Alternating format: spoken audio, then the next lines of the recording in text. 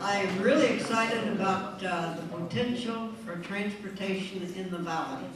And I think we are on the cutting edge of some new and really interesting developments. And I think our panel tonight is especially well versed in some of the things that are happening now and some of the things that are going to happen. And we have Liz Suarez, who is the Director of Aviation for the McAllen International Airport, and she's a specialist in international transportation. Previously served as McAllen's Transit Department. We have Julian Alvarez, who's President and CEO of RGB Valley Partnership, and he is especially versed on issues about strong partnerships in the Valley, and of course that's something that is very near and dear to my heart. We have Sam Vale, who's President and CEO of the Star Carmargo Bridge and the past chair of the Border Trade Alliance and an expert on transportation services. And we have Luis Bazan, who called me about 2 hours ago and said he had been called to Reynosa at the last minute and was very fearful that he might not get back. He might be stuck in traffic trying to get back across. So Luis is not here right now and doesn't think he will be here, but the other panelists have assured me that they are so knowledgeable that they can fill the time with whatever is left. And then our two co-moderators, Davis Rankin and Steve Taylor, and we're always pleased to have them here as part of the discussion. So I think with that said, Davis, you are co-moderator in chief, so if you want to get us started, we will divide, each panelist will have about 10 minutes or so to present what they are doing, what they see coming, etc., etc. And then Steve and Davis are going to have a discussion with our panelists on, okay, where is this going and what are the regional impacts going to be. And then when we get to the last part of the program, we will open it up to questions. Any of you who have questions you would like to hear discussed. So Davis, you're on. Good thing is Nedra set it up perfectly, so why don't we start on my left and go to it. Perfect. Elizabeth Suarez was in charge of the McAllen bus system, Yes. and now she is the czar at the airport. So luggage is lost. We give her personal cell phone. It's Zarina. Zarina, there you go. That's I it. like that. Thank you for correcting me. My kids would say I'm the czar of the house as well. I want to thank my daughter Anaí and Sophia for joining me today. Sometimes I think when I call and say I'm working late, they think I'm having fun with my friends. So I said, come sit in on this late meeting. So thank you girls for sitting quietly today. I have a really neat update for those of you that haven't traveled recently on the airport. The city has really been committed to improving our customer experience, facilitating some expansion and some growth at our terminal. And I've got a short presentation. I can speak forever about the airport, but I promise to make it short and to move it along in a nice pace. And so I wanted to talk primarily about our expansion. And I want to start with just a small summary of what we've done. We essentially expanded 55,000 new square feet is what we've introduced to our airport terminal. That makes our total airport size over 150,000 square feet. What that has given to us is a renovated area of the existing areas as well as an expanded terminal area. Those of you that have seen it and have traveled recently will appreciate that added space. We were able to incorporate an additional gate, so we now have from 5, we've gone to 6 gates. In addition to that, we've got some of those amenities that all of you that travel are very well accustomed to. We've got a nice post-security restaurant area, an expanded newsstand area, a more comfortable seating area. Those are all those basic amenities that all of you that travel are so accustomed to that we did not have. And I don't think we felt it until we were able to launch the new terminal and open it, and the minute we did that ribbon cutting, it's almost like, how the heck did we survive without these amenities? Because you can really feel the difference, and so we're really proud of the airport.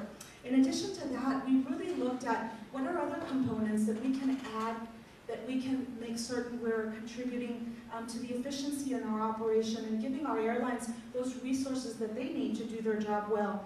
We've expanded our TSA screening checkpoint area. We added an additional lane that is now operational. And in addition to that, we've got room for a third queuing area. So we think that that situates us in a very comfortable manner. In addition to that, we've expanded TSA's security screening of all our checked baggage with an online checked baggage system. That system allows us to expedite all of the screening of the bags once you've checked them in. And we've increased the capacity exponentially. They now have the capacity to screen over 500 bags an hour, which is about a 200 bag an hour increase. It's a great tool for us when we're looking at air service development and when we're working with our TSA screening partners. One of the other things that we really looked at is how do we renovate those existing areas so that this transition from the old to the new area is comfortable and nice. And we really looked at upgrading our parking areas. Security was one of those issues that I think our constituents have time and again expressed as a concern. We invested a little over $200,000 in all of the lighting. The lighting that you see at the airport, we've added about 17 new lighting fixtures, and we converted all of our existing lights into LED. So we're hoping to accommodate both the security factor as well as an operating efficiency by incorporating LED lighting system. And then the last thing that we did was incorporate an updated landscaping plan. That's been a little difficult to do in our weather down here. The summer was a bit difficult, but we're hoping that you see that from the time you park at our airport to the time you go through the check screening area, the time that you go into the waiting area and depart and then return, you have a very comfortable experience. So that's been our goal. We'll quickly run through some pictures. So for those of you who have not been to the airport recently, you can see those improvements, and we're really proud of the airport. We think it gives you what you expect to receive anytime that you're traveling. This is a picture of the post-security area. It shows our new seating area, our full-service restaurant area, our newsstand area, and of course our lighting fixture. We were very cautious to incorporate the motif in the airport with what we see throughout the city. We're really proud of our LED lights under the highways. We thought this was a nice little spin-off of that. In addition to that, we've got some more photographs of the airport. You'll see this is that checked baggage screening area and some of those TSA improvements that I mentioned earlier. We also now offer pre-check in the TSA screening area. That pre-check program has been a bit slow to start, I'll tell you that, and so it's being offered during peak travel times, and so we're excited about that. In addition to that, we've got some photographs of the outside improvements. So here you see some of those landscaping improvements. We're also continuing to improve our parking area. We're incorporating a third exit lane to facilitate your access in and out of the facility. And in addition to that, we're incorporating some canopies and shaded structures throughout the exit points. And so we hope that makes it a little bit easier for you all as you come into the airport. And then this is a photograph of the baggage area, some of the other small improvements that we've done. You can see all the different renovations. It really was an effort to update the entire look of the terminal.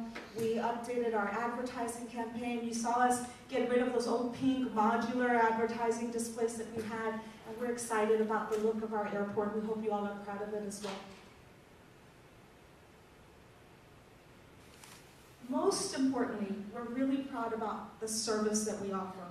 And we've really become the leading airport in South Texas, at least south of San Antonio. We offer the most nonstop destinations.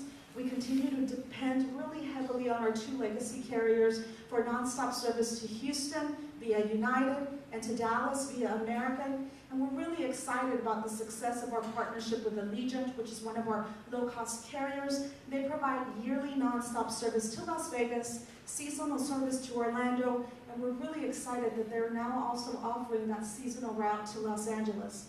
And in addition to that, we're really excited about our partnership with Aeromar, a small regional Mexican airline who is providing nonstop service to Mexico City. It's a 90-minute trip, and it truly is a safe way to get to Mexico. It's an effective route for business travelers. So we're really excited about these partnerships. I think at the end of the day, it's about investing in an infrastructure that's going to give you this level of service, and we hope to continue to build upon this service. I really want to highlight some of our successes, and I think at the end of the day, I want you to feel that this is really your airport, and truly your patronage makes a difference. This is a 10-year snapshot of the employment trends out of our airport. And what you see is 2007 was our highest performing year, where we saw over 420,000 employments, and then you saw the economy impact on air service. And I think this is a trend that the industry felt nationwide, definitely, and we continue to see the same trends as overall industry sees, and that's that we're starting to see an uptick in employment productivity, and we're seeing that effective 11 and 12, we started to see growth. 2013 was a double-digit growth year for us, about a 14% increase from the previous calendar year, and 2014 continued that trend with about a 10% increase in passenger employments. So we're really excited. 2014 was a stellar year for us.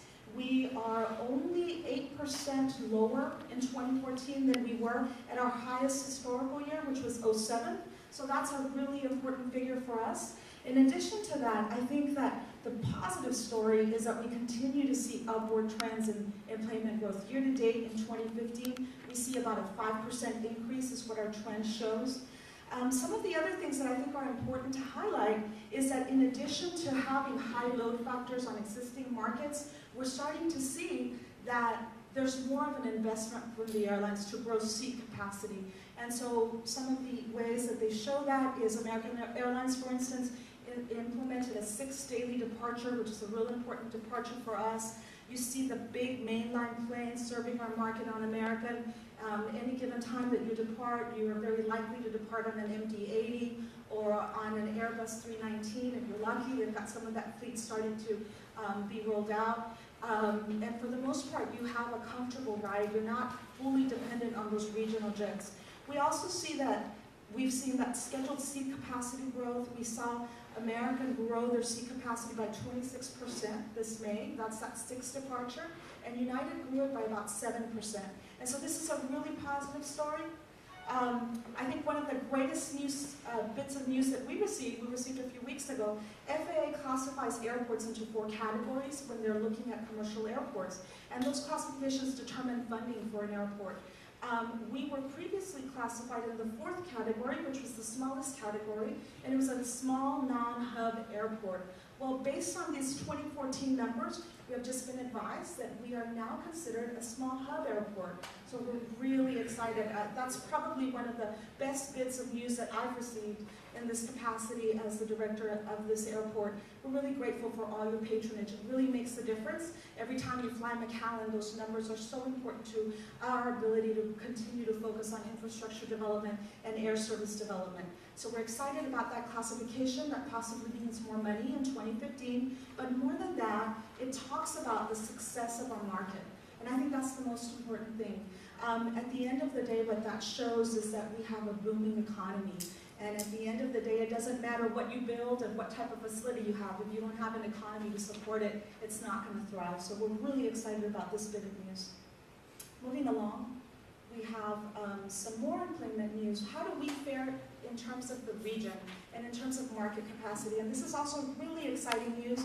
I know Davis mentioned previously that in my previous position, I was the ground transportation director, and I managed the bus system and the bus terminal. But our department was managed out of the airport. So I landed in McAllen in 2000, and even back then, Harbinger was the big brother. And it was a daily competition, and it almost felt like we just couldn't catch up.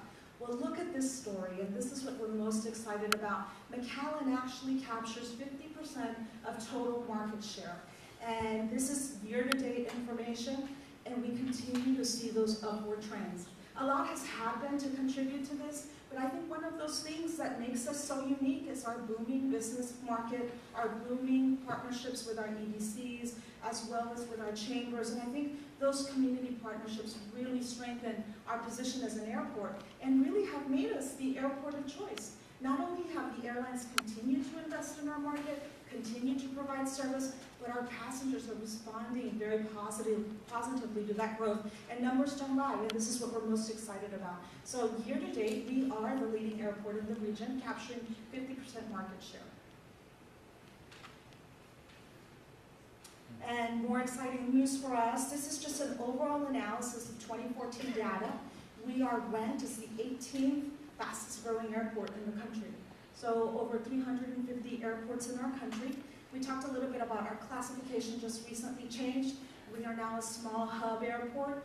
Just to kind of give you an idea for what that means, out of those 300 plus airports in the country, McAllen ranks 141, which is a great number. Harlingen ranks 151, Brownsville ranks 161, and Corpus ranks 147, I believe. So we are the highest ranking in South Texas in terms of employments and passenger growth. So we're really excited about this number. I wanted to highlight just what the year-to-date trends are. And the numbers that I show here are through through July. But through August. July was actually our busiest month ever historically. We had over 43,000 employments. Typically our summer is our peak because of those leisure peak routes that we offer in the summer. But August continues to trend with an upward growth, and year to date we see about a 5% upward trend from last fiscal year, from last calendar year, excuse me. I wanted just to very briefly show you what percent of market share is captured by airlines. We continue to rely very heavily on our two legacy carriers. American captures about 53% of the total McAllen market. We have United following very closely behind with about 33% of the market share captured. Allegiant about 13%, and Idomat about 1%. And you continue to see that seat capacity growth and that load factor growth. And these are important trends for us. You know, at a time when the airport industry is so competitive, when it's very difficult for small communities to sustain airports, much less see growth, this is a phenomenal story. And it really is, again, I can't stress that enough, a success that's telling of our entire community and all of the business effort that we continue to invest in. I want to talk a little bit about Allegiant, because that's one of those carriers that has a really neat story in McAllen. We meet with Allegiant at least once a year, and every time we meet with all the Allegiant airports. Allegiant is one of the fastest growing LCC carriers in the United States. And we are, you see us, that's that little red diamond on that scatter graph. And we are ranked as either number 1 or number 2 every year in terms of the busiest route and the highest load factors to Las Vegas. So our nonstop Las Vegas flight is phenomenally successful for the airline. They call us the rock stars because we are number 1 and number 2, and that's a pretty good feeling walking into one of those conferences, isn't it? So we'll start wrapping it up. Just to show you very quickly, this is our destination map. We're really excited about this. If you look at our trends, they're very well aligned with Hispanic growth. And if you look at industry trends, those align very well as well. And to just summarize everything, we continue to look at Mexico and all the international opportunities. We continue to study the Reynosa Airport model very closely. We definitely think there's so many opportunities for us, both domestically, as we showed you that previous slide that shows the top trending markets. McAllen is ranked as one of the top 10 Hispanic television markets. It's really nice to go into our air service meetings and show those Nielsen statistics.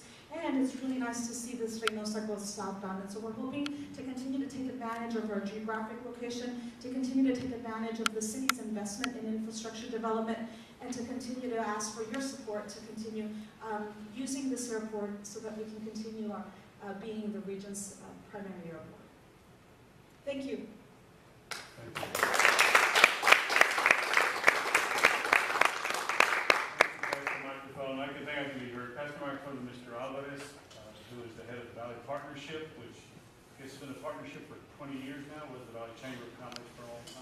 since 1944. So we've been in existence since 1944. First of all, I'd like to thank you all for being here tonight, and especially I'd like to thank Frontura Rio Grande Valley. I heard we were going to change the name. We're looking at changing the name from Frontura McAllen to Rio Grande Valley, which I'm looking forward to that. I was asked some time back to speak a little bit about some of the exciting things that were happening here in South Texas, and it's no secret.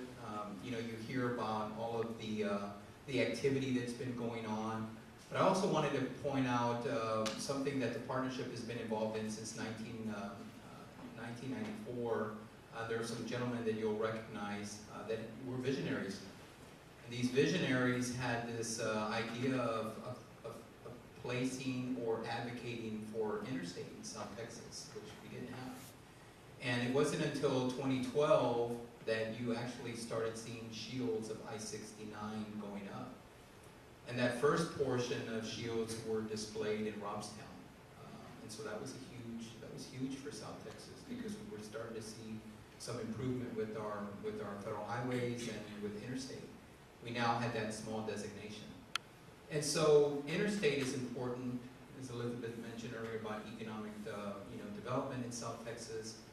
I've always felt that the visionaries, one was Othel Brand and Mike Allen, they were part of the five that literally thought that we needed to have an interstate in South Texas that could connect us from here to Michigan, and then get those trades and those goods. And the folks that the gentleman to my left, Sam Vale, will explain a little bit more about how that interstate in Mexico and that corridor between here and the Canadian border, it's going to impact us all.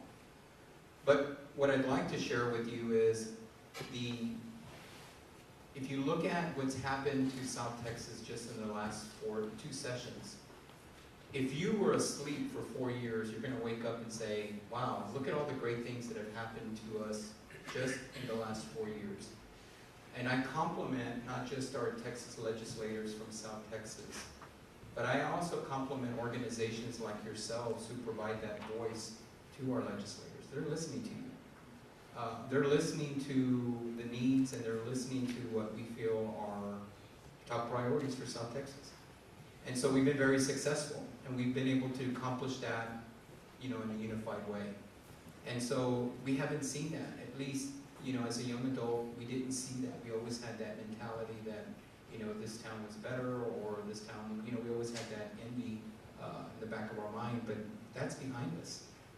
I was mentioning to our regent earlier, Ernie, that I find it interesting that there are so many great things that are happening, but it's all really as a result of some of the things that I mentioned earlier, like SpaceX, the consolidation. I don't like to use the word merger because it sounds like you're taking one over another, but the consolidation of the two schools, that has a direct impact on folks that are interested in actually coming down to South Texas and either placing a manufacturing company or just relocating.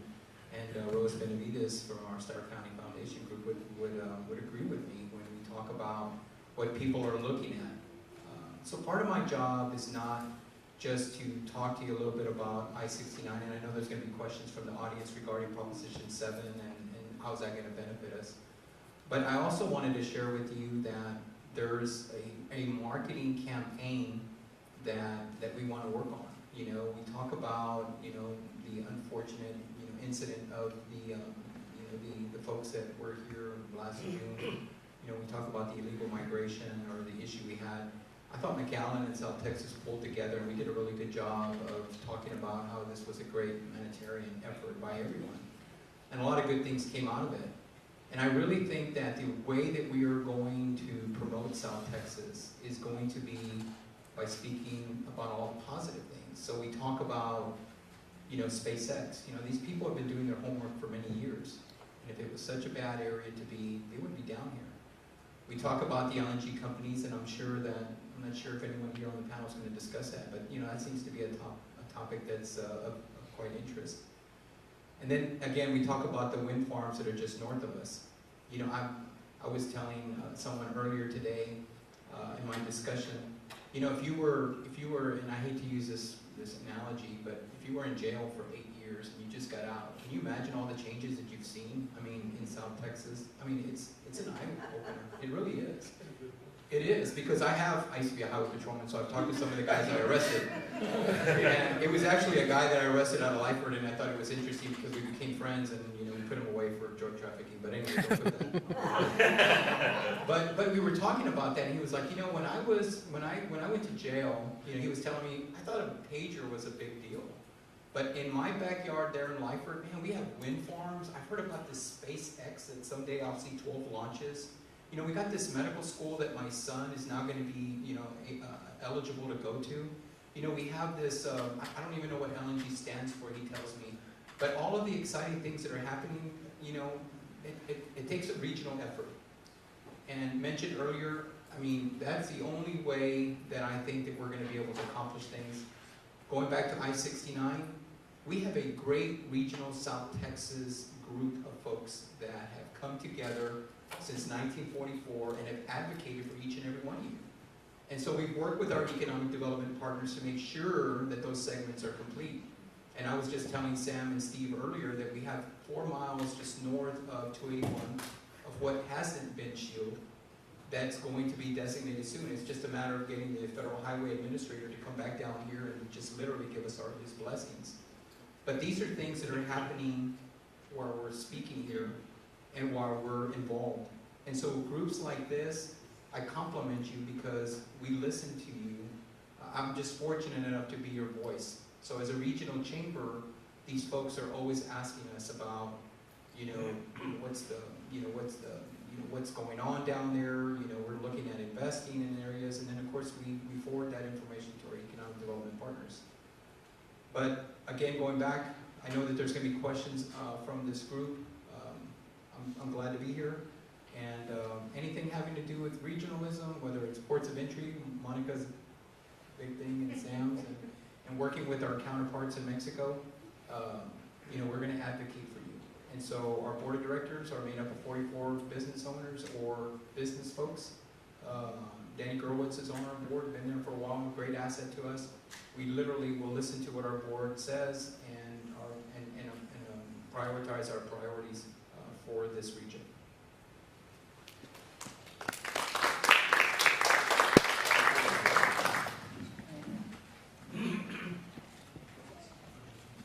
Our next speaker, by the way, I guess my mind wandered. Did we explain why Luis Bazan is not here? Yes. We didn't set it up. It wasn't intended to illustrate the point, but it serves anyway.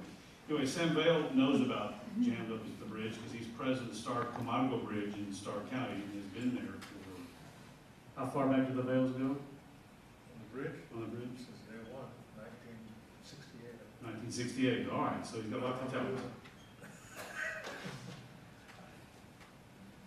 Okay, I'm just gonna ask that a map be put up, and we'll finish with this map, and we'll start and we'll finish.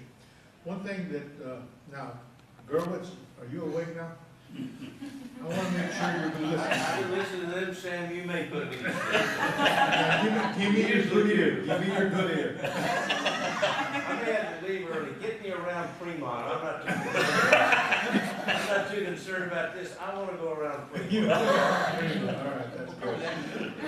And then another thing I'll point out here is take a look at this map, particularly since you're Futuro McAllen, and kind of look for the county lines and see where you see kind of a spider web. It's kind of down here. It tells you who's doing their job. Because when I look at it, the red lines are what's completed, the green lines are funded, and then the burnt orange are maybe they'll let AD play Texas and bowl game this year. Yeah, and those are partially funded, kind of like Texas football team, and unfunded is the blue lines. But what I notice is that you divide that, and I have an affinity for McAllen. My wife lives here, and I spend a lot of time with her. And And you see to the left of it, there's a lot of stuff, there's a little bit of stuff that people talk about, but most of the stuff's over here. So, I mean, tell me that we're working right all over the valley. I don't think that reflects it. And this is not my map, this is TxDOT. Okay, so, I wanted something that Steve and Andrew and others have brought up was let's talk about some of the things that we're doing, like Starr County. I'm going to mention a few things. Because the basis for transportation is that you have, look right at that little map on the side, it says long-range plans. You don't do highways tomorrow because you want them today. And so, where's Mila? Can you start out and go to the other? She's going to drop it over a couple of different things. This is Rio Grande City. That's our international bridge there. This road is coming down. These are projected roads. And we're looking at this over the next 10 to 15 years. And then you got the light up there, and then you come all the way back and you connect that back to the existing roads to the bridge. And then you go up on the north side of us, well, actually the south side. Now you're going to see this is the bridge company's plans to expand. We're going across the river that way. You notice it's a pretty long bridge, considering that most of it is very little water. Those are just the flows of traffic. I'm not going to get too much into detail on that.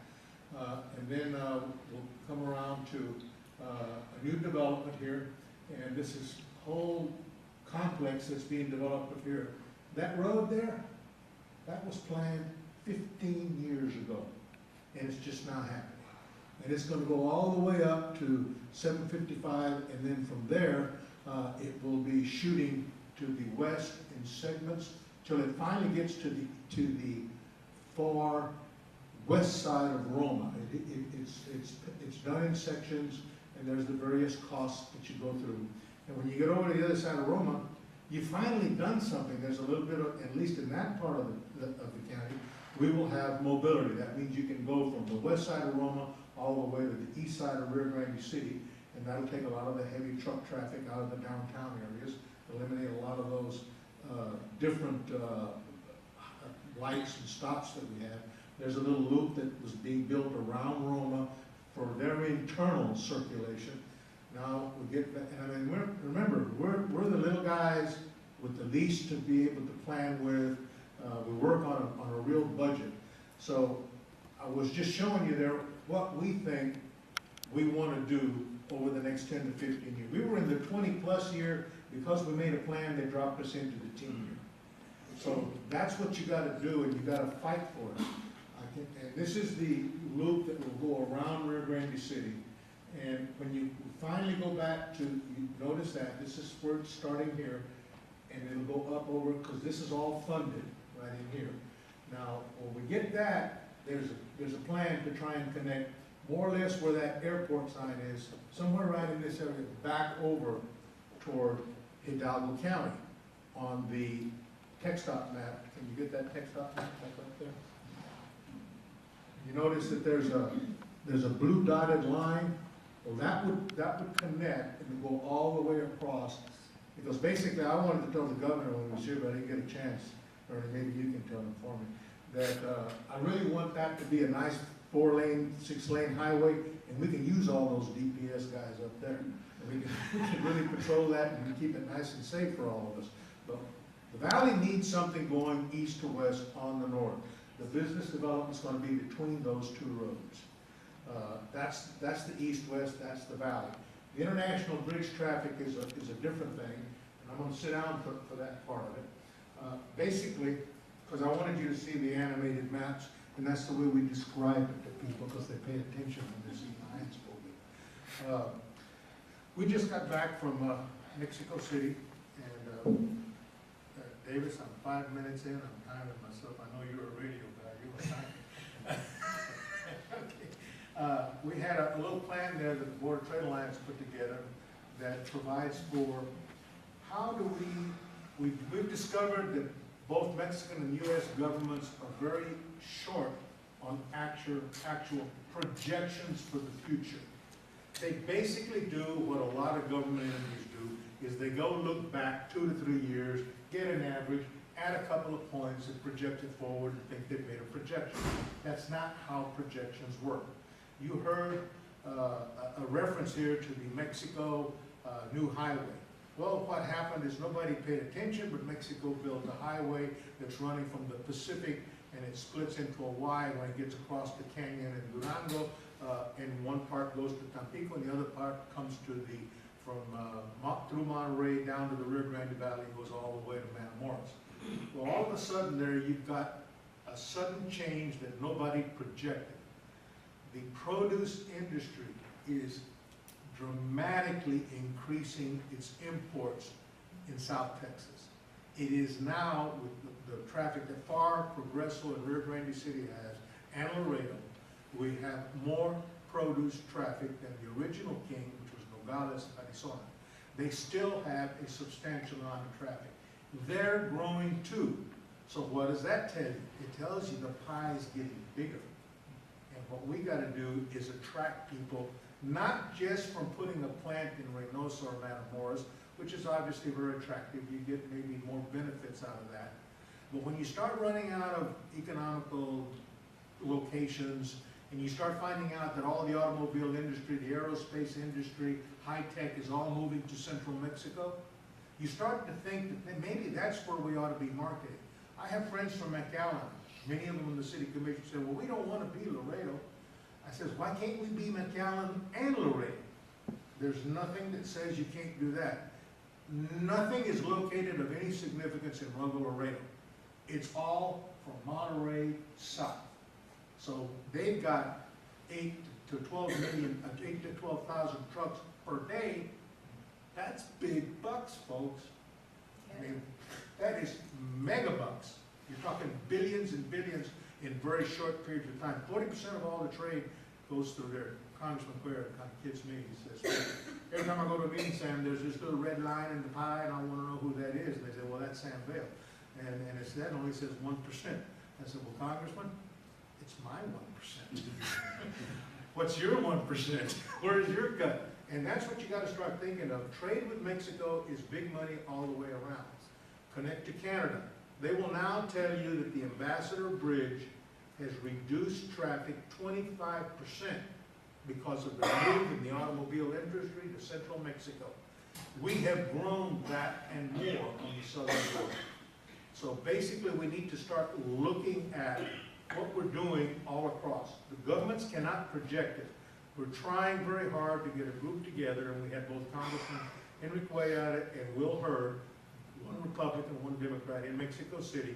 We spent 2.5 hours in an open roundtable debate of what we should do to try and get a transparent projection into the future. And we decided we're going to have to get private industry to be willing to provide their confidential plans transparently to maybe the Wilson Center in Washington, that we will in turn be able to feed into both governments, and they can really project where we're going. The produce industry, I was at a meeting with 2 of the 4 largest retail buyers in the United States. They're projecting 40% plus increases in the next 3 years. Nobody else is doing that. They're saying, that's what we expect to buy. I think we need to learn to listen to the buyers and the sellers when we start projecting, not just our wish list. And quite frankly, I think that we still suffer in the Rio Grande Valley from the parochial Friday night football concepts. We really don't work together. Anybody who says that, I know my friend here has to sell that, and he's one of the few that does do it. He came from Kay Bailey's office, and so I know he's hard at work at these particular projects. Julian believes it. I don't know that we believe it in the Valley yet. We talk it, but every time I go to Washington, since I'm the little guy, people will share with me things. Well, one day McAllen's there, the next day Farr's there, the next day Harlins is there, the next day Brownsville is there, and everybody says the opposite of what we say the whole Valley wants. So I think that we need to be a real futuro and try to sell the future and not the past. Thank you.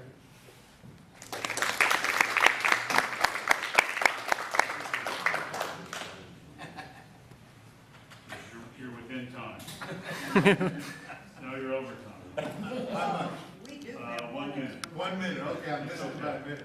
I was getting up and I down. was listening and not watching. I was talking to Gary. Okay, everybody got a mic? We're going to go to, Davis and I have a few questions, then we'll open it up to the audience. But I have a question for Liz, and I think she knows this is coming. Yes, I'm ready. You're ready? Okay, can I give you a quote from Michael Browning? Sure. Okay. If, for those of you that don't know, Michael Browning is retired now, but he was the former aviation director for Vale International Airport in Harlingen.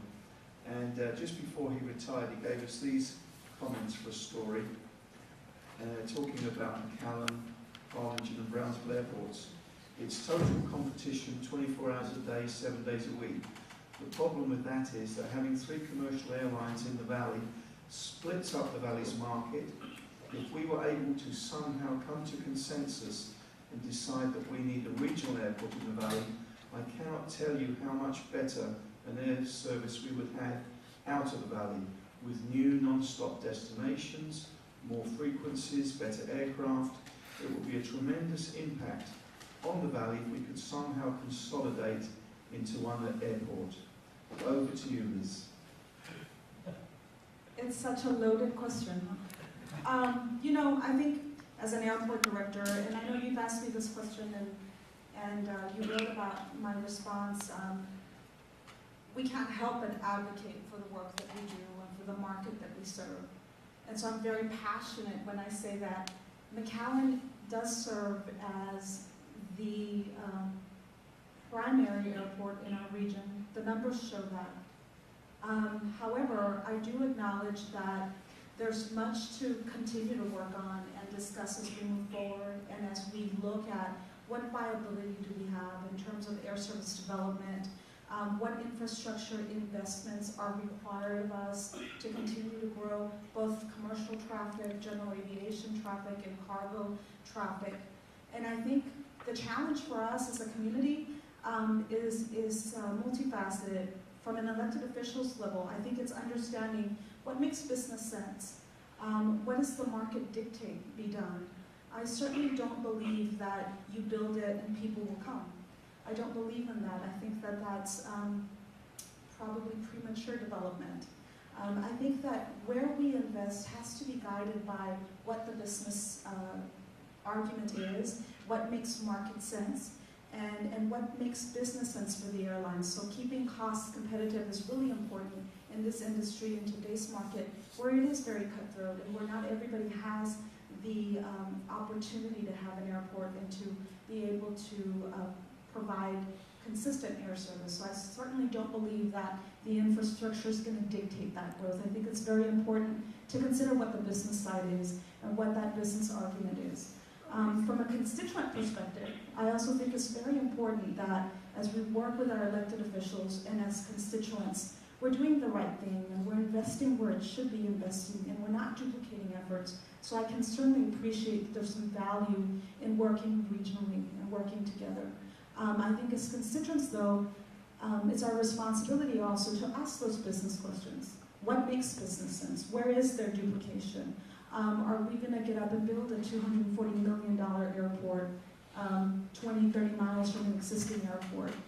Those are all important questions. And all I can tell you from an airport director's perspective and from the McAllen Airport director's perspective is that we continue to work very diligently at continuing to grow our market capacity. We certainly feel that we have such business density on this side of the valley that we have a very comfortable way to continue to sustain the air service we provide and to continue to approach airlines to grow that service. So I can tell you that wholeheartedly and honestly, that is what we work on and we continue to invest in. I can also tell you that all of our effort and all of our work is very much so guided by the vision of our constituents and our elected officials. And so we will continue to work with them. It's a very difficult question. Mr. Vale talked about how difficult regionalism is. And for me to tell you we can support it, that's the way to go. You know, I can't say that. What I can tell you is that we will continue to work with our elected officials to grow our market, to continue to see what is sustainable, and we continue to really strive towards what are those long-term answers. Steve, you know, way before your time, we fought that fight. I was gonna say, in the obituary from the late Morris Atlas, it said he had stopped Harlingen from Yeah, trying to. we fought that fight. Harlingen wanted a regional airport, instigated whatever the congressional, If you're going to talk, make sure everybody can hear you. whatever the congressional apparatus was to declare Harlingen as the regional airport and to shut Brownsville and McAllen down. There was a big fight over that. There was a lot of hearing over that, and ultimately, the FAA decided that McAllen and Brownsville should stay open. And the issue was, as I recall it, whether Harlingen should stay open. But their whole issue was they were centrally located, and everybody would come there. And had that occurred, I think it would have seriously damaged McAllen and impeded the growth that we've had. But that fight has been fought. What year was that, do you know? I don't remember the year. I would say 70s maybe. I'm guessing. Would Harlingen not have shared the profits with McAllen and Brownsville? It's not a question of profits. It's not a question of profits. It's a Revenues. question of boardings. It's a question Sharing of, revenue. of accessibility and market sense, and I think the market dictates. The airline's going to go where it's profitable. You can see that. And you see the numbers. And I appreciate the comment. I think you're right. The argument's been made, and it's been fought, and it appears that it's been determined. Yeah, it's been decided that a regional airport is not necessarily the way to go, that we're running fine now. Or at least we were running fine then. I don't know if anything's changed. I think That brings up market forces. I'm dying to ask the question, if I don't do it, I won't sleep. There's consolidation in the airline industry. Everybody's flown those now. The seats are smaller, because my rear end hasn't got any bigger. Seats are smaller, and flights are more full, which is good for them. They're making money for a change, because they used to skirt on the edge of them. How do they look at it? You know, we're looking at it one way. Do the airlines look at it differently? And is there a tipping point in terms of percentage of overall boardings that sends alarm bells off in their heads? Well, let's talk a little bit about Southwest. I think for an airport, you want to have diversification of revenue sources and revenue streams. That means you want to have multiple legacy carriers. And you don't want to subsidize those carriers. And we're really proud that we're not subsidizing any air service development out of McAllen. And I think that speaks volumes, because if you talk to some of our regional counterparts, that might not be the story. In terms of Southwest, and let's talk about Harlingen and the activity that they've seen, there has been a drastic change in the approach the airlines have taken overall to business. You saw what happened in 2007. That happened across the board to every airline. As a result of that, we've had so many mergers. The mergers, I think, have been positive. We've also had the rebirth or the birth of LCCs, of the low-cost carriers. They have inserted into the business model and into the airline industry an approach that is really different. You've heard the discussion on naked fares and keeping costs simple, making it simple for the traveler to choose those many options. And I see the airlines continuing to make a push in that move, to piecemeal those costs so that they're offering passengers the choice to select what they want to pay for the market that they're looking to travel to. With that being said, there definitely is a very important market indicator, and they work by load factors. And so for a legacy carrier, they're looking for anywhere between 80 to 90% and higher in load factors. When you look at Southwest and with the elimination of the Wright Amendment, and once that sunsetted in 2014, October of 2014, it's been a year now, they were able to reapproach their growth plans. They were able to look at what markets make business sense, what markets don't. They had a zero fleet expansion plan, and they wanted to start traveling eastward and southbound. They've got some pretty ambitious international plans as well. With that being said, they looked at the least profitable markets, and they identified the top 25 least profitable markets. Unfortunately for Harlingen, that meant 2 routes were cut. And you saw them lose San Antonio, which had load factors between 50 to 60%, and they lost Austin, which also had load factors in the 60% range. Excuse me, not Austin, Dallas. And so with that being said, the market's going to dictate that airline service, that airline growth, and what is available to the constituents. I think it's real important for us as an airport. One, keep costs competitive so that those airlines are not having to pay the airport, but rather invest that money in air service development. Continue to pay what is fair, but keep that competitive for them. Second, we want to look at routes that make sense. By that is, what do we have that indicates, what industry boom do we have, what market support do we have to continue to look for those air service development opportunities. And I think that that's a really important side of the story, and it's very telling with regard to what's happening in the region. Those profitable markets are going to continue to exist, and those airports that provide that service at a cost competitive level are going to be able to continue to thrive. It seems to me that underlying all the discussion, I think that this is a good question, is that, forgive me, all this stuff is important, roads are important. Well, aside from, and I like to stop in Fremont, because I like, there's that big cafe, I love it. Aside from getting someplace with fewer potholes, or why are more expanded roads good for us? We all talk about it as if we know why it's good, and I've often wondered if people who will be watching this online or read about it at some point, it's just assumed it's important, but why is it important? Why is it important to have more bridges? Well, more next. Why is it important to have wider roads, or the I-69? What does that get us? It's safer. That's what it is. You don't have people trying to kill themselves fast. Either that or you're going to get... We need to have you use the Yeah, mic sorry. so we can You're hear going you. to have to get rid of people or widen the roads and put more roads. It's just, that's the end game. And by the way, we could pave over the Rio Grande River and put any place you can cross it, you can cross it. But until you build the roads north and south, until you build the east and west, you're not going very far. So it is a safety factor, but it's also a mobility factor. And how do you get your goods to service, and how does the economy grow? I'll tell you right now, the produce people, they are very interested in knowing, after they get across the bridge, where are they going and how are they going to get there. And every day they're not where they're supposed to be, it's 10% of the value of the product gone. So making it harder for them to do their job, or incrementally harder, that could lead to a decision just to avoid this area at some point, or hey, it's really fast to go through here and get on 281, 77 north. So it's an incremental thing, is what at this point in our roads. And the processes at the ports, Mexico really jumped ahead with that highway that they're putting in, and it's a major highway by Mexican standards, not necessarily by ours.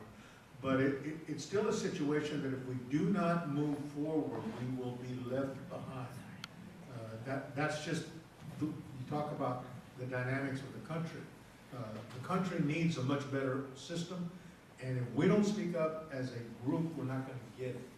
And that's what we need. And to get east and west. I think somebody's got their hands up. Do you want to go ahead and take questions from the audience as we go, and just include everybody in the discussion? It's up to you guys. As long as we still get some time. Davis? for questions. Fine with me. Well, we have a Steve question Stein, back I've here. got- I've got a question. Can I ask one question? All Sam? right, go ahead, and then we'll come back. Because it's something Sam mentioned in his remarks, when you say you go up to Washington and you don't know what you hear from Washington is that different communities in the valley have been up there and they're all saying different things. They're not really acting regionally.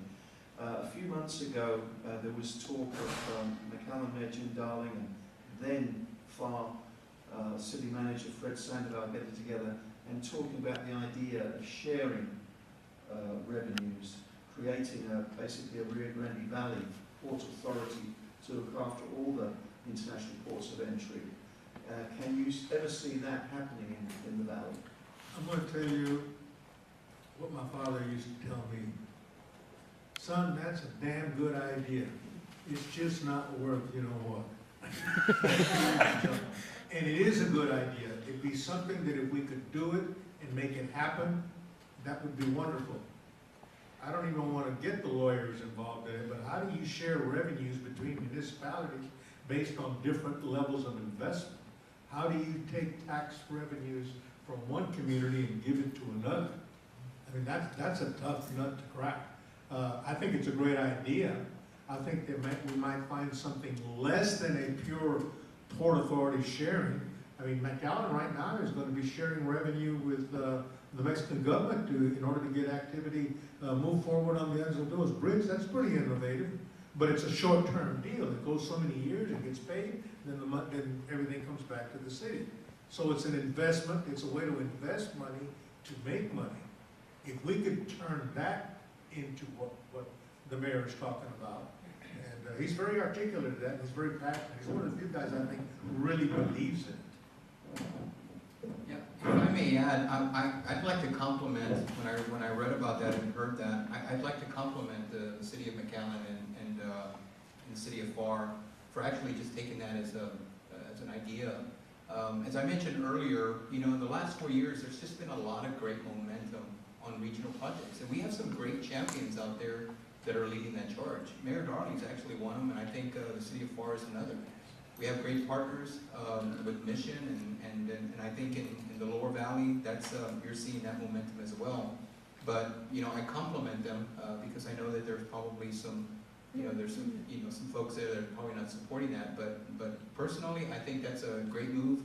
There's other things that you're going to be hearing. I mean, Liz, I know she's put on the spot when we talk about regional airport. Another thing we've been talking about is the consolidation of the MPO in South Texas. I mean, these are all things that now there's a lot of synergy around there. There's a lot of people that are interested in consolidating these entities. That why do we have the three when we should just be one? So again, I compliment them for taking that initiative. Three and left out. Yeah.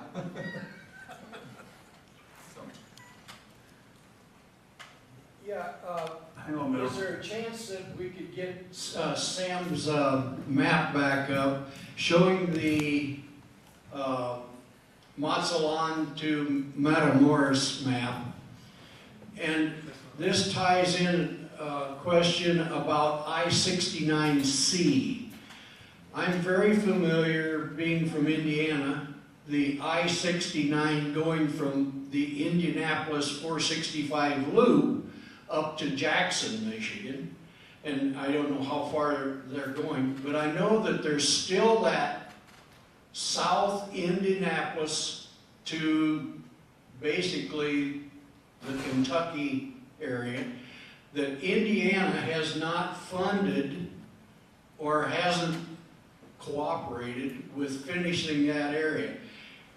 Do you have any idea when this I-69C could tie in with that? And the reason that it's so important is stop and think about the Mazatlan to Matamoros and then tying in with I-69, and you're talking about wanting to get produce from Mazatlan to the Canadian border.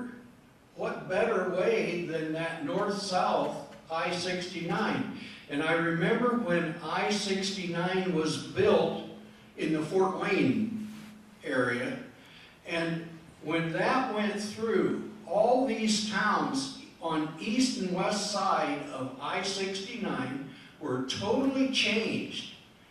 The economy of those towns totally grew on account of this new highway, and I can see that if this is completed soon and it ties in with this Mazatlan, that would be super. And do you have any idea when that might happen? That's a good question. We just returned from DC. What we do annually is we meet with our partners like Tennessee and Indiana and those folks in Michigan, and we talk to them about where we're at, and we get regular updates on what they're doing. One thing that I find very unique about this area is that we have two great, even though we have two RMAs, we've talked about the two RMAs, we have two groups of folks in South Texas that do a really good job of creativity on how they can fund projects. I mean, if you look at what the folks in Cameron County, the Cameron County RMA has done just to facilitate the areas in Fremont and Driscoll, I I mean, these are public-private, initiatives that they've taken on themselves, even though it's not even in this area. But others throughout this I-69 corridor have seen that. So you're seeing more of the folks that are actually looking at what the folks in South Texas are doing, and they're doing it. The only difference is between Texas and the other states is we're a much larger state. And so we've had an opportunity to meet with we have a great congressional group of folks, our congressmen and our 2 U.S. senators who have been very supportive of I-69. We had a governor during his State of the State address mention how important I-69 was and medical school and all the other stuff. So we just have a lot of folks that have been supporting this. And I think that that's rubbing off on the other states that are involved with I-69. Do you see the pressure, since we are promoting I-69C, do you see these states in between us and Indianapolis getting pressured to finish their areas with federal funding for that gap? Yeah, I do, and I see something different. Sam was mentioning Washington. I see the collaboration with our senators. So where before our delegation with I-69, just kind of like what we do with Board of Trade Alliance, we don't really meet so much with our delegation, our senators and our congressmen, because they already know how we feel. We're meeting with the folks in Michigan and Indiana and explaining to them that the shelf life of a banana crossing far doesn't got that much time, and you need to open it, and you need to be you need to be aware that we need to finish that segment. And so we're putting pressure on them. Our folks, we've taken care of them. It's now our creativity on working with our other senators.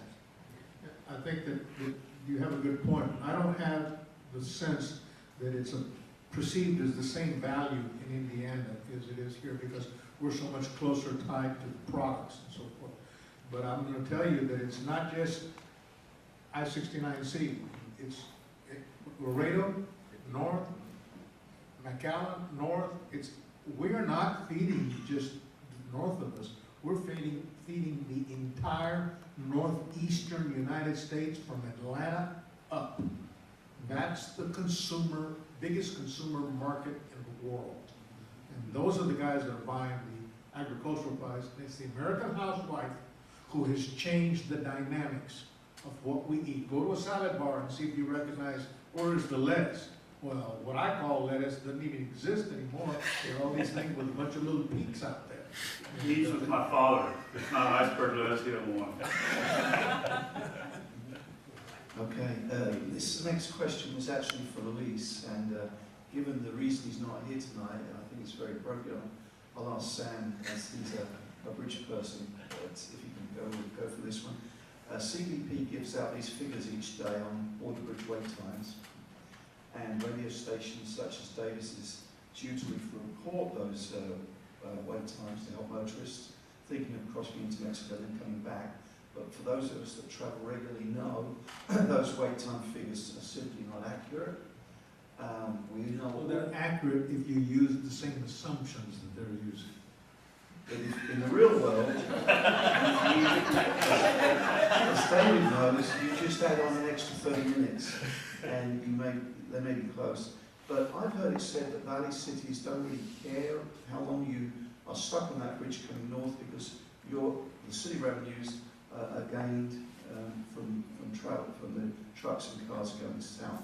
And therefore, because it doesn't really impact the cities, nobody advocates that those border bridge wait times are. That's not true, and I'm going to give you one example. So going back to your visit to Mexico City, or meeting in Mexico City, tell us about the discussions there and this new pilot project that the two countries are working on. Okay, I'm going to give you one example of why northbound is southbound.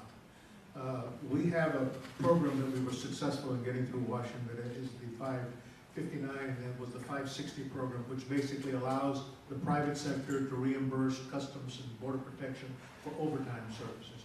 The city of McAllen, on Holy Week, went out and spent, I can't remember how much, $50,000 or something along that, between the Chamber of Commerce and the bridge pool and maybe the city.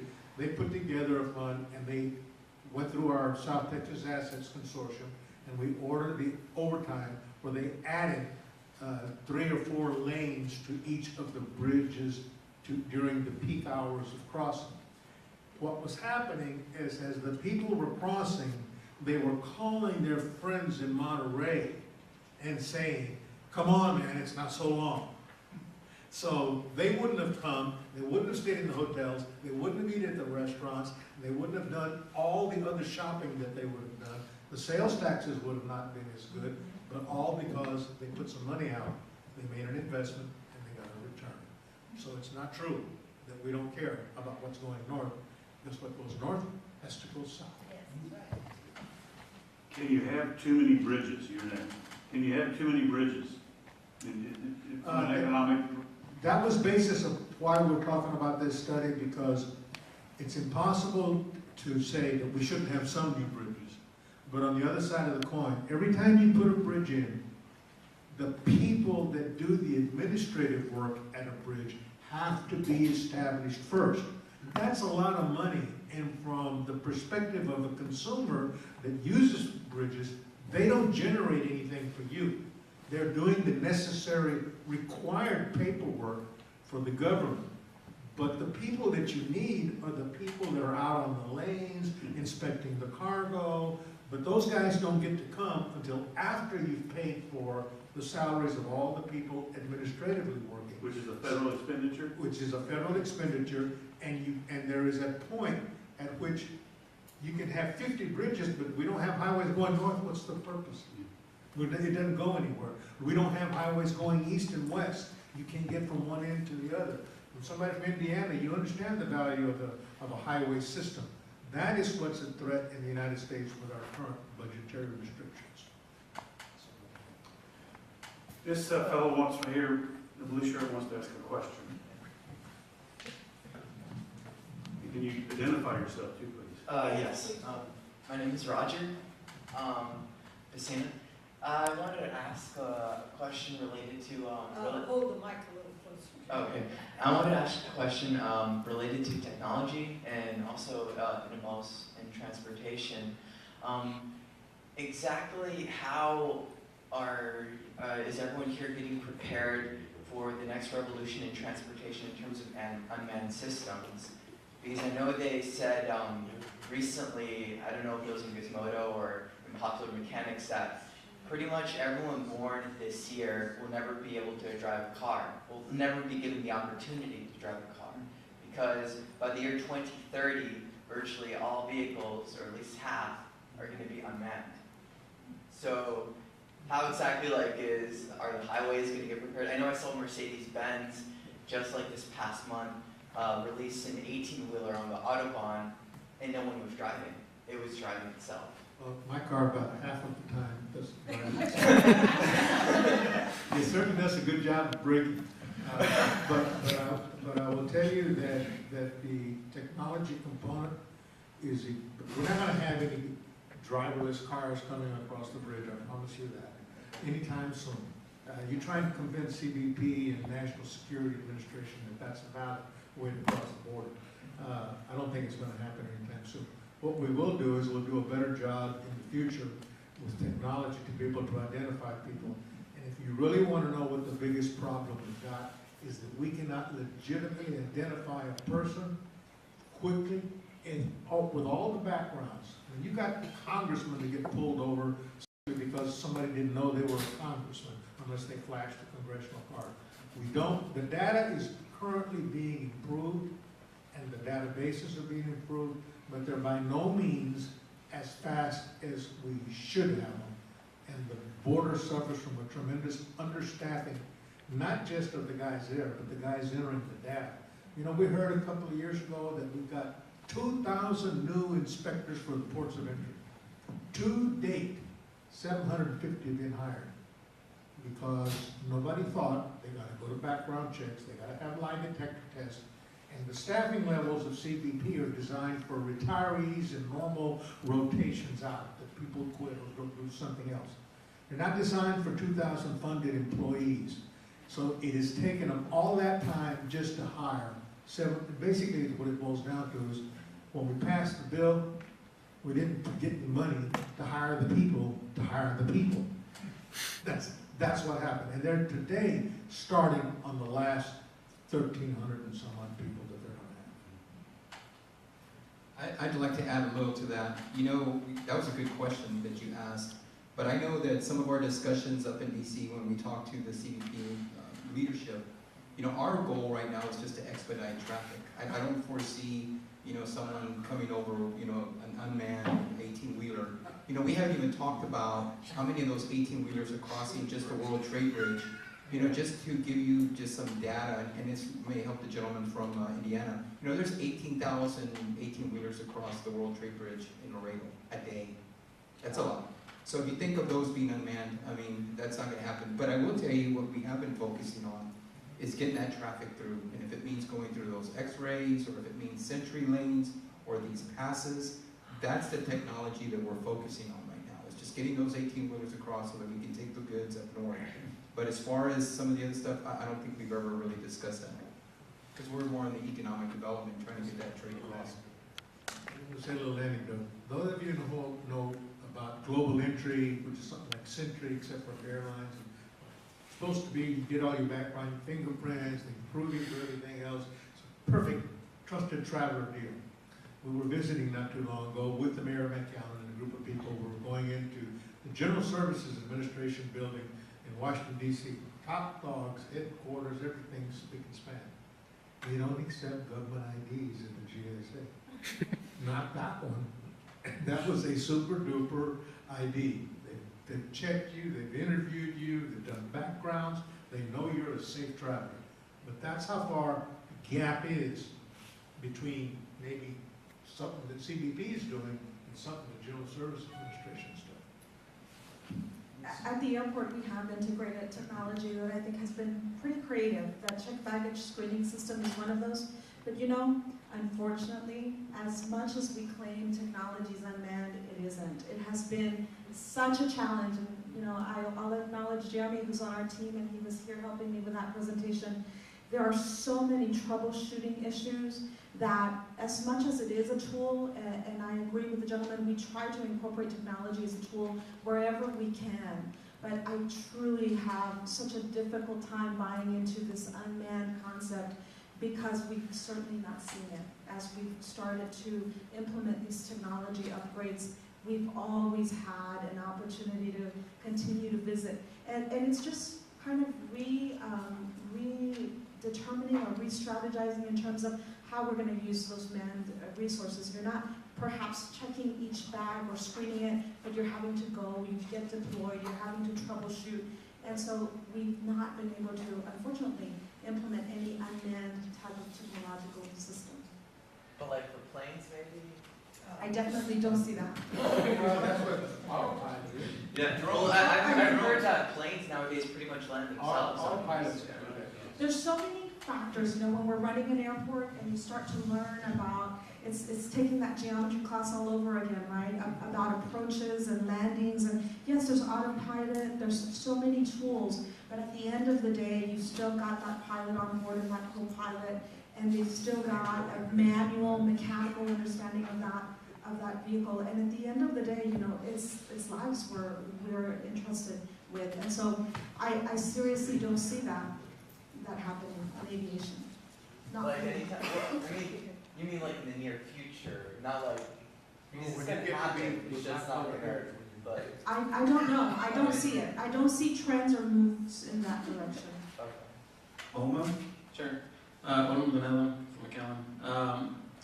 So I think one of the things that I really like about today's show, or events, is rather that we talked a little bit about the money, right? Like, I see a lot of development that is happening, but where is the money coming from? We can either spend it ourselves, fundraise it ourselves, private, public, but where's this, do we have any supports? I know Proposition 7 was mentioned, but do we have any support at all coming in from the north, from governments, from federal? I mean, what I'm trying to say is, from federal, like, what I'm trying to say is, we have all this import coming in, and we are feeding the houses of the United States, but are they looking at those numbers to make the appropriations to give us the funding, or are they looking at the voting? You know, how many people are actually voting, and so therefore, let's pay attention to them. Like what's gonna get us more money down here so that we can put it into the highways, so we can put it into the bridges? What's gonna get us more money? That is probably the most difficult question there is in the world, but I can tell you one thing, they do not look necessarily at the local needs, they look at the national needs, and many times that is determined by other factors. Like, was it Indiana, you lost a senator there? Right. A pretty prominent senator? Right. The money went that he could control at that time. So there's a lot of things that happen that you don't really understand about how it's funded. But there is a population formula, there is the gas tax funds, there's a lot of things that work that. But the way they assign things to nothing has been added to Customs and Border Protection for quite a while. Nothing has been added to that. Now, Border Patrol has grown, but not Customs and Border Protection at the ports of entry. The guys who do the dirty work, who look underneath the car and check the things out, that hasn't grown. That's the same funding level that we've had. I'd like to add to that question. So I was on an LNG panel earlier this week, and speaking to some of the folks at the port, mentioned that with the LNG companies, that once the FERC process, whatever comes out of it, let's assume that the 26 entities, state, federal, and local entities approve the LNG companies to lease the property there at the port.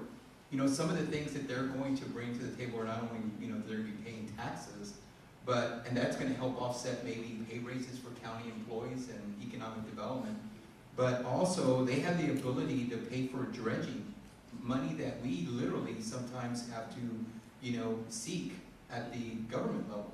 And so when you look at the ports that we have, there are other ports like in Houston and other bigger ports that usually get that dredging money. And so this now will offset some of those expenses where these companies are going to want to come in and say, you know what, we have the $21 million because it's important to them. And that's all set aside when they decide they want to do this. I mean, that money's going to be put aside so that when the dredging projects come up, they're going to have the money to do so. So that's a good question, but I think some of the private industries and companies that are coming down here, they're working out a lot of this money. The next question I'd like to throw to Liz. You gave a great presentation at the STC event recently, Could you hold your microphone closer? Close enough. Okay, so at the South Texas College Transportation Conference, 2015, there was a very good question from the audience that didn't really get answered, and that was the chances of light rail coming to the Valley. And given that you were in charge of McAllen Metro before, have you heard of any of the Valley leaders talking about a light rail project from, say, Brownsville to McAllen or Mission? I know that the RML has the rail district that's looking at funding sources for it. I will tell you that from a ground transportation perspective, buses are so essential to this formula.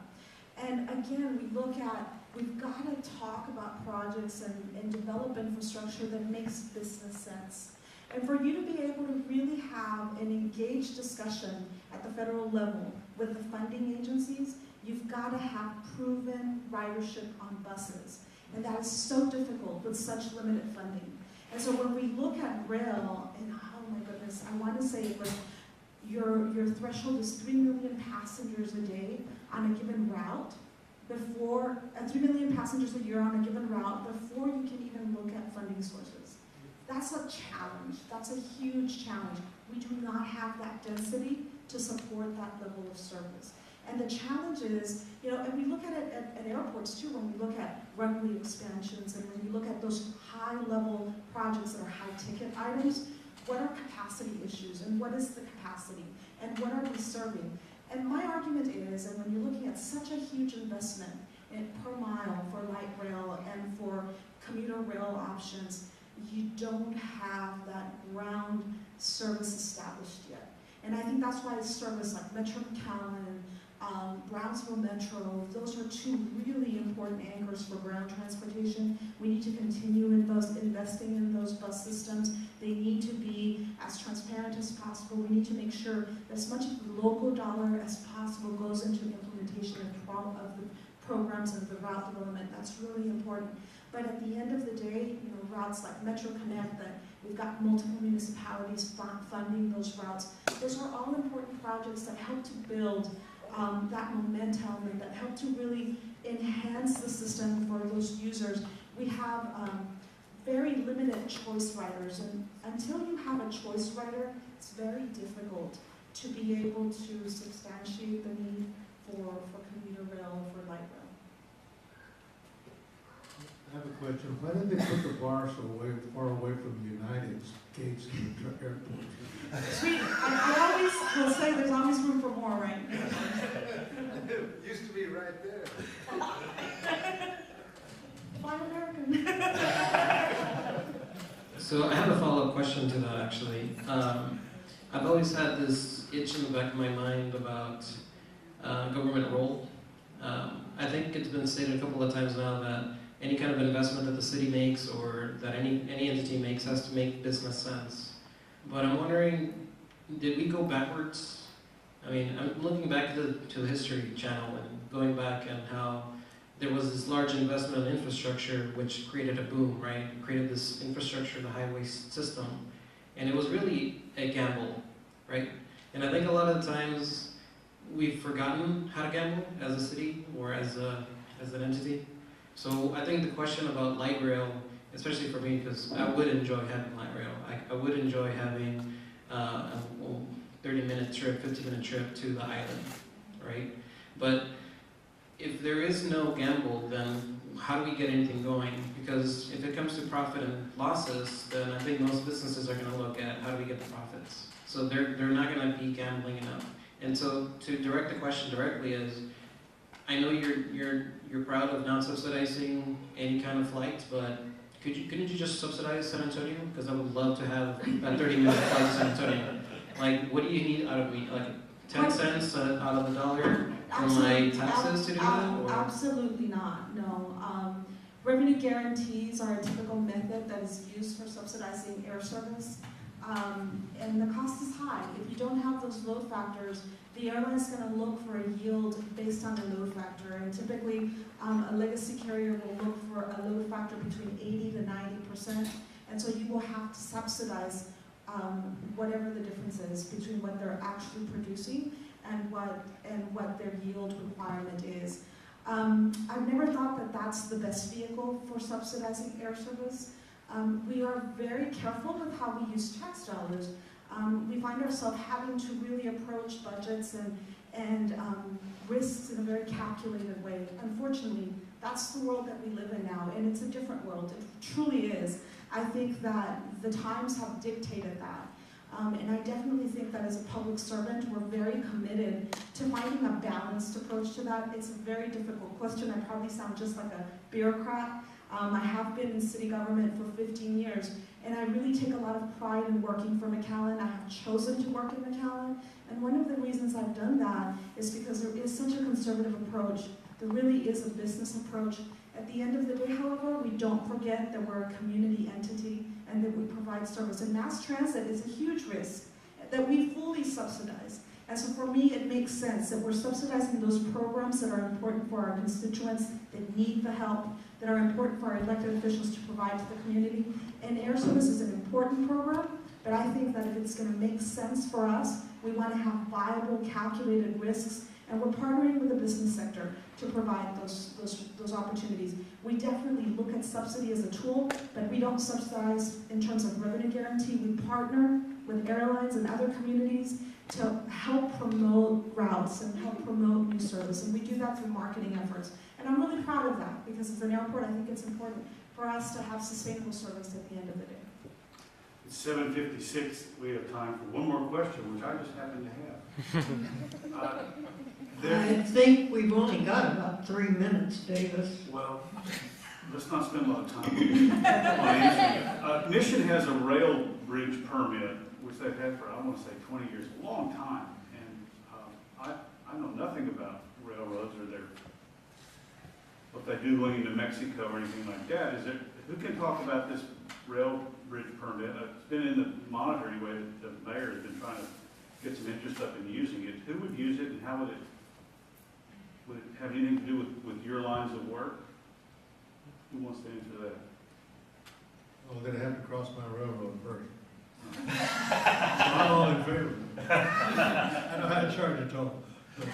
Well, there's something, someone said unless they want this railroad, they want some, to lay track north of Benavides, to make that a cargo center. They would all, I think that to some extent that say that the vision that some of the economic development professionals in the McAllen area would like to see it going, not just cross over and then go down the main track here and go north, but rather would like to see something going up north, straight north, and that would connect up more or less like the old Southern Pacific line, I think is the one that ran here on Bicentennial. Something that would replace that service that was lost some many years ago. And I fondly remember my first train trip. I got on a car in McAllen, Texas at 4 o'clock in the morning, and we went all across the state of Texas in a little cabin. And that was a fabulous trip for a 6-year-old kid, but that doesn't happen anymore. The only thing I wanted to say was, the folks there in Cameron County have been real successful. It's been over 100 years that we've had rail for the United States going to Mexico. And so, again, they were very creative. They worked closely with, with Union Pacific and some of the other gentlemen that we work with. So I can see the interest and why, there's been a lot of talk about it. It would be a Kansas City Southern Yeah. trip. So Kansas City Southern would have the Upper Valley, and of course, Union Pacific has the Cameron County area. But I see that. I see the folks in Mission working probably into getting that done someday. Well, Liz and Julian and Sam, I can't tell you how much I thank you for being here. I think it's pretty obvious we've kind of touched the tip of the iceberg. There is so much more to be said about this whole topic. And as I said at the beginning, I think we are on the cutting edge of some really exciting things that are going to be happening all of our region. And I really thank you guys for being here. Steve and Davis, of course, I thank you. I want to thank Olmo over there, who has been taping this. And Olmo, when might we expect to see it up on the website? Weekend? By the weekend, we'll have it up on the Soon? Future of McAllen Facebook page. Yes. Yeah. And you can Okay, well, it share will it. be there. Share it. And I want to spread it around. thank you in the audience, and especially those of you who paid your $20 for your Futuro 2016 dues, because that helps us to rent the auditorium for the next meeting, which is going to be on November the 10th, Tuesday, and it's going to be next McAllen, and there's one of the co-presenters. Did you want to make a quick blurb? Yeah, if I can take 30 seconds, thank you. Just 30 seconds, I'll try to be brief. It's going to be a very exciting program. Sam Garcia asked me to co-present with him, and we're going to be tackling some of these things that have been addressed tonight in terms of regionalism, and maybe looking at regionalism a different way, talking about borders and different borders that we need to break down, maybe not the international border, but local borders, and blurred lines that we need to perhaps erase. So it's going to be, I'm envisioning kind of a conversational style format between Sam and I. I'm really excited about putting this together, and I really would invite, hope all of you will come back and join us for that, and bring your friends, because I think we're gonna to get some things out on the table that people haven't necessarily been comfortable putting out on the table, and we'll see where they go. The Mets are up 6-0 in the bottom of the second. If I Someone may- has a bet down. We don't know who it is here. If I may say on behalf of those on the panel, I think I speak Yes. for all of us. Thank you for allowing us to listen to us, and we hope that we were able to convey a message to you on bond transportation. So thank you. Well, thanks for everybody.